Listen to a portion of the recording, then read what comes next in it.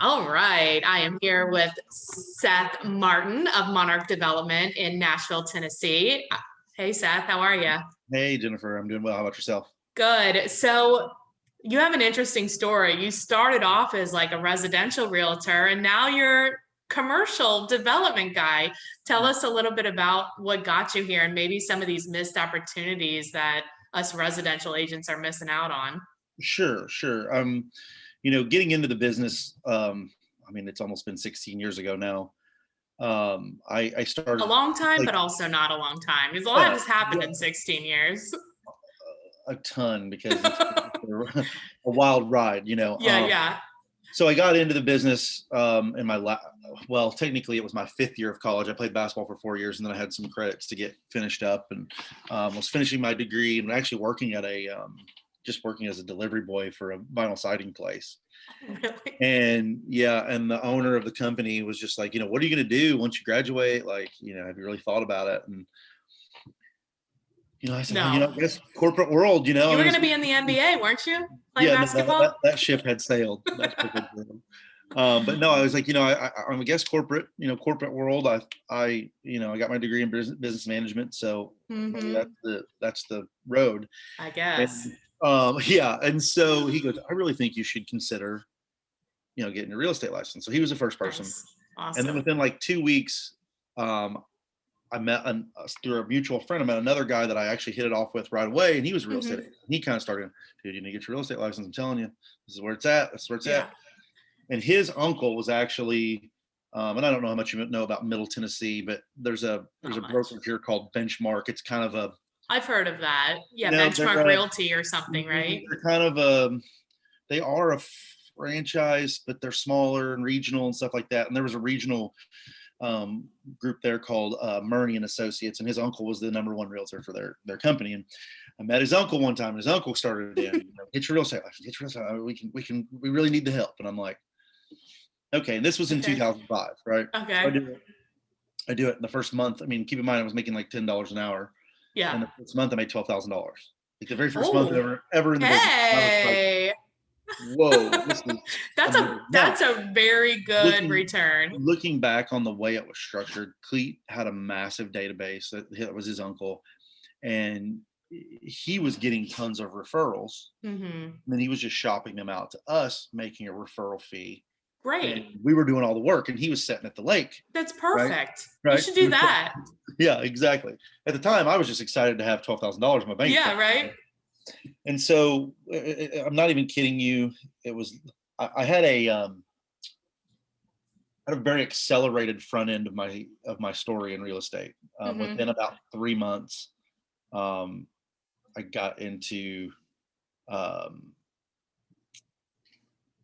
doing basically flips and small little renovation projects. And then the market downturn happened, Mm-hmm. and I got out of it, and I got scared. I think just like a lot of realtors, I was young. I mean, I was only in Mm-hmm. my mid 20s. Yeah. I didn't know, looking back on it all now, I tell you, I would probably have stayed in, you know. Yeah, that's when Uh, I got in was like mhm. Oh man. 2008. Oh, As then an you're investor. tested. You're battle tested then. Yes, exactly. So we got lucky, didn't get hurt too bad during the process, but went over into corporate America as a sales rep and as operations manager for a couple different companies. Mm-hmm. I didn't take very long to realize that I hated my life. Oh, working And, for somebody else is the worst. well, and I think on top of that, seeing the office politics that come with corporate America. Yeah. I know that it happens in real estate offices and all these kind of things, but it's just very frustrating in in the corporate world because there's Right. so many restraints. So that lasted about 2 years. I had a company, in 2010 that I worked for that basically eliminated my position across the entire nation during some budget cuts and Mm-hmm. basically a bleeding of the company, and got a fairly nice severance from that. Well, that's good. But really was trying to figure out what I was going to do with my life at 28 or Mm-hmm. 29 years old, Yeah. and moved to California for a little while, came back to Missouri, which is where I'm originally from, and had a friend of mine's dad who was a local attorney, and he ran a title company, Okay. and they needed someone to kind of help run the title company. Okay. Well, what happened is I had a little bit of real estate knowledge, obviously, with Right. wherever I went into the title business with these guys, Mm-hmm.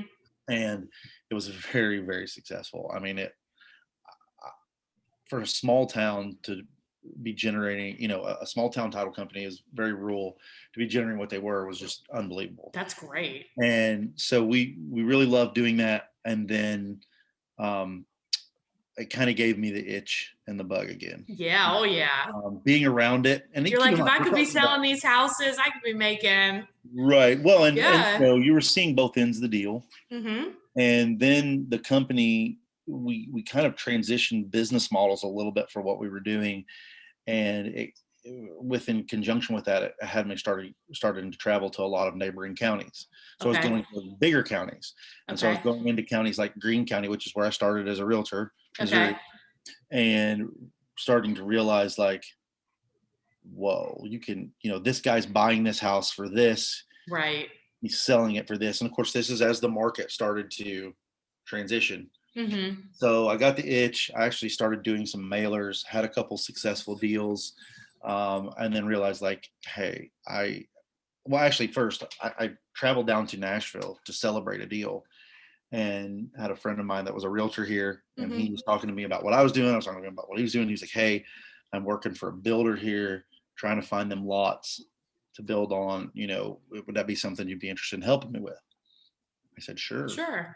So we started that process. We did okay with it early on, realized that if I really wanted to be serious about it, I needed to move to Nashville and Right. establish myself here. Right. So I did. And then within the first year, took the realtor's test again and Mm-hmm. got my license. Nice. Started at a residential brokerage. I mean, Remax Advantage. It's Gary Ashton's team. He's got a fantastic company. I mean, they do a great job with everything. They are, heavy internet lead based, Mm-hmm. which is fantastic, but it is It's an everyone knows that, expensive way to build your business. well, and it's a hamster wheel. Yeah, it's like brutal. It really is. Yeah. And don't get me wrong, I think that I'm a believer in that all your experiences in life teach you things, right? Yeah, for Like sure. in that style of company with that business, it teaches you to be gritty. You have Yeah. to be gritty. It's boiler room. Yeah. It's very You you should try gotta. wholesaling. Oh, That's I've done it. very, I've done it too. It's still gritty, right? It's very, very gritty. yes. And so we, had I had some success there, really enjoyed it. During the time that I was there, and this kind of just shows you the transition, they had a bunch of leads that they were generating through their website for commercial real estate that nobody was working. Oh, okay. So they were actually sending them down the road to Cushman and Wakefield. Okay. And so I kind of discovered that in a meeting, and I just went to them and was like, hey, I'd like to, Yeah. I know enough about investing in real estate that I can do this. Now, I realized fairly quickly as a commercial broker, like that if I'm going to focus on investments, I don't need to be focusing on owner occupied stuff. I don't need to Right. be focusing on leasing. It's totally different. I don't need to be, you have to have a core focus.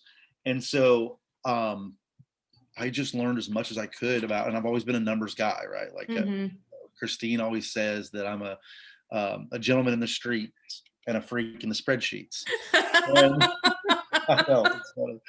That's I've hilarious. spreadsheets upon spreadsheets upon spreadsheets. Oh my God. And they all like have formulas and match each other. And oh my 100%. goodness. I mean, and I'm not a Harvard graduate. I've just always enjoyed working with numbers and understanding. Yeah, you were like made for commercial real estate.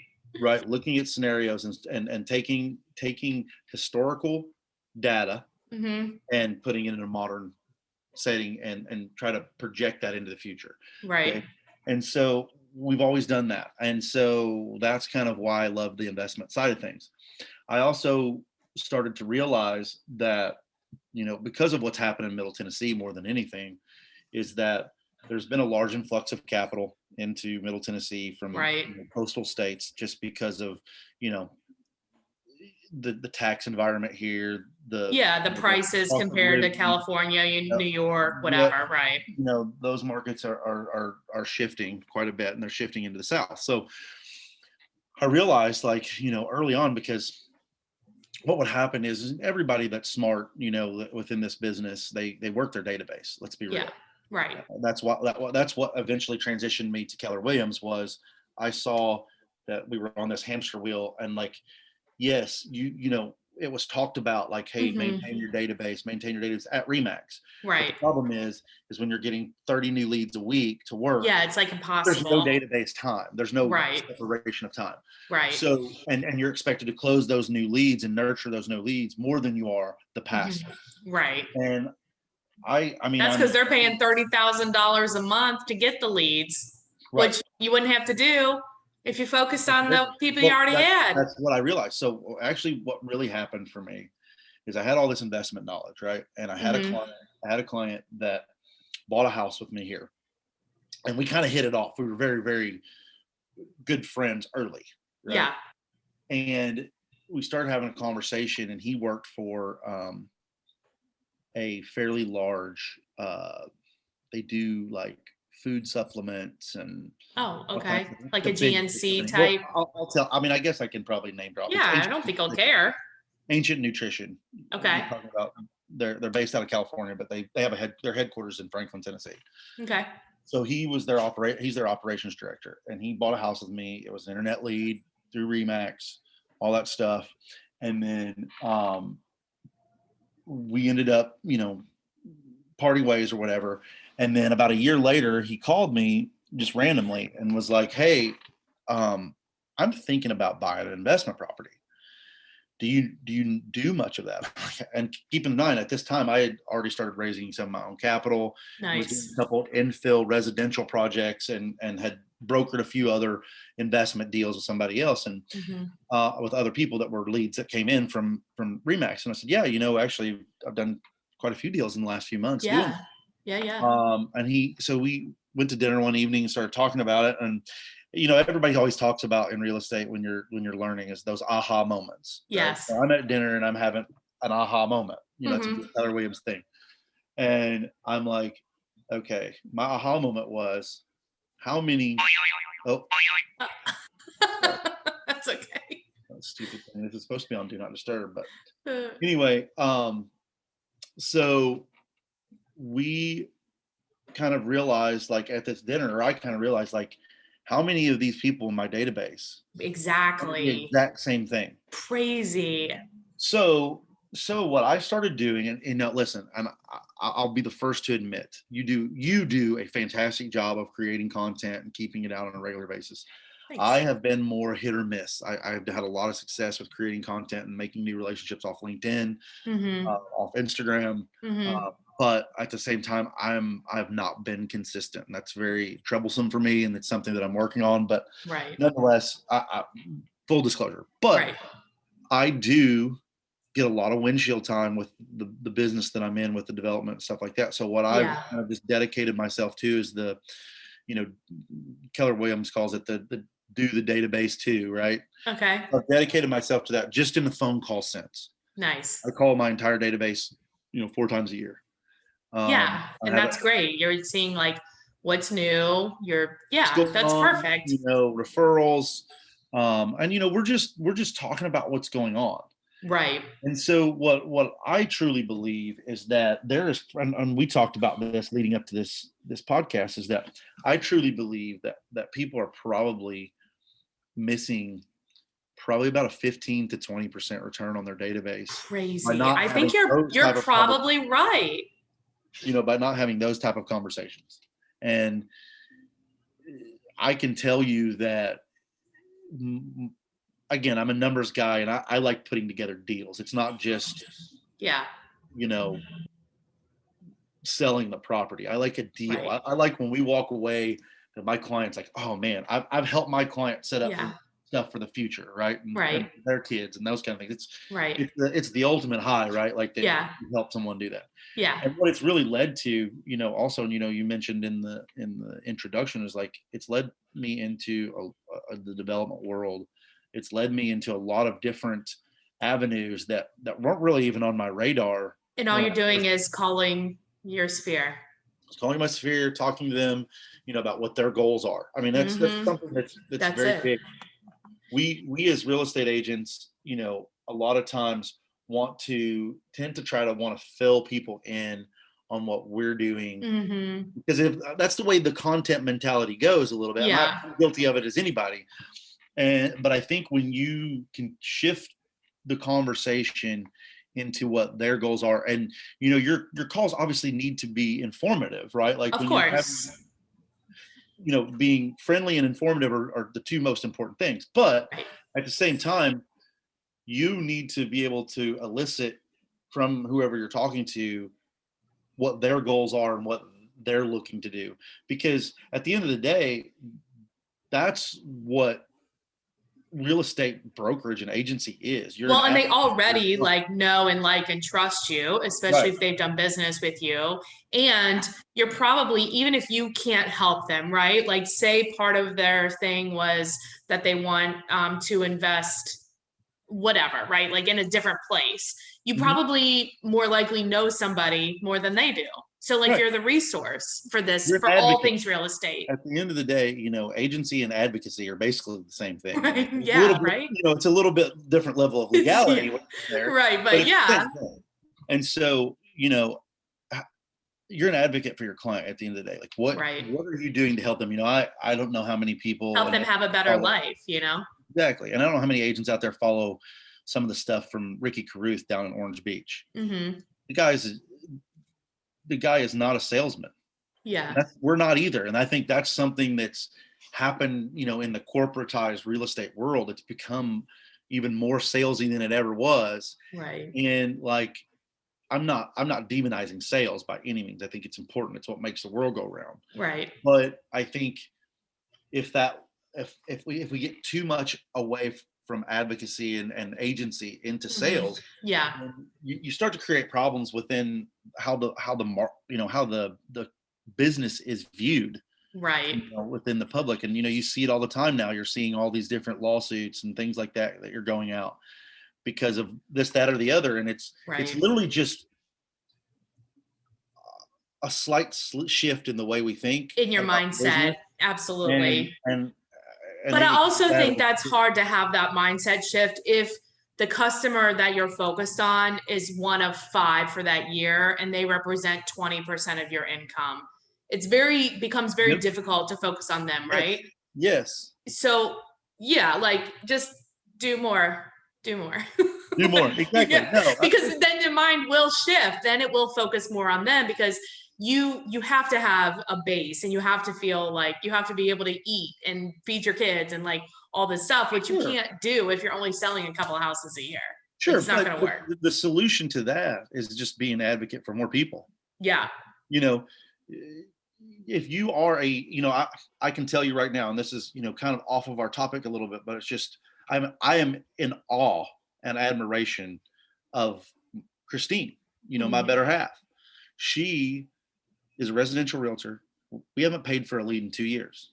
Yeah, you shouldn't. We're not paid for a lead. You don't need to. Years.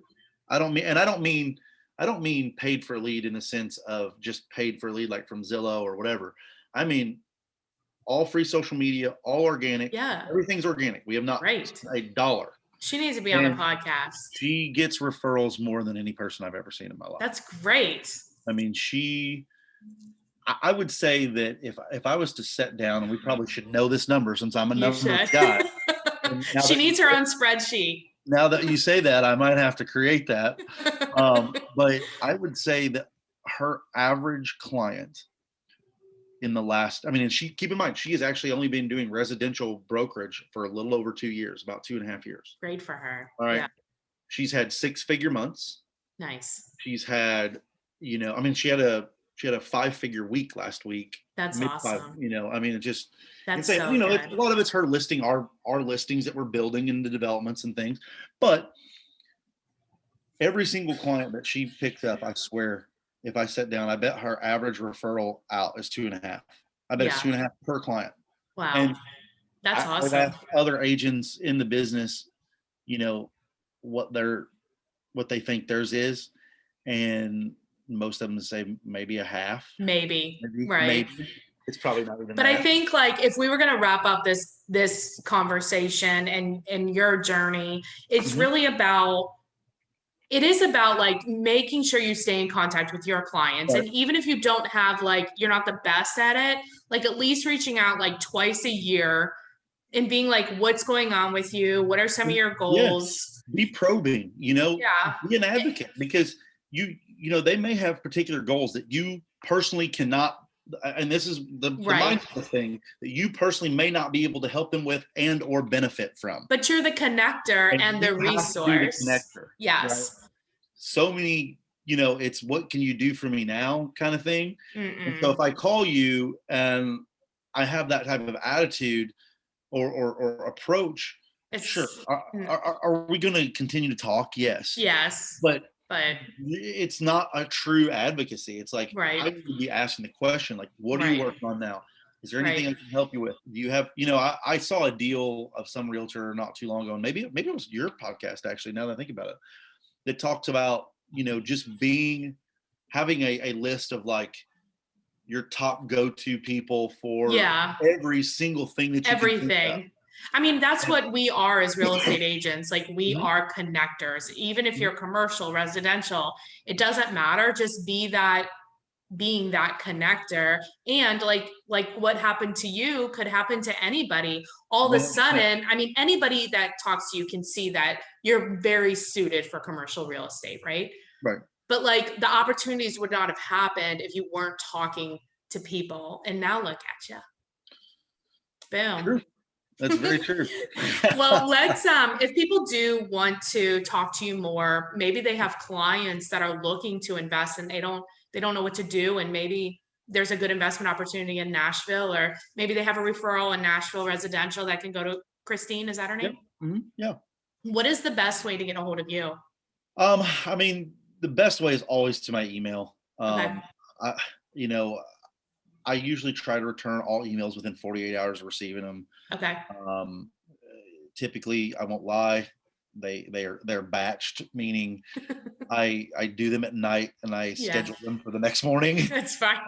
So it just kind of typically you'll be getting emails from me at about 8:00 in the morning every morning. So, but it's just because my days are so full right now with all, just checking projects and lots of developments going on for sure. Like that. And so that's the best for me is, I usually try to handle that when I get home in the evenings before I go to bed. What's the email? It's Seth Martin, SethMartin @kw.com. Easy enough. Very easy. Cool. Well, I really appreciate you being on. We'll have you on again. Thank you so much, Seth. Thanks, Jennifer. Yeah.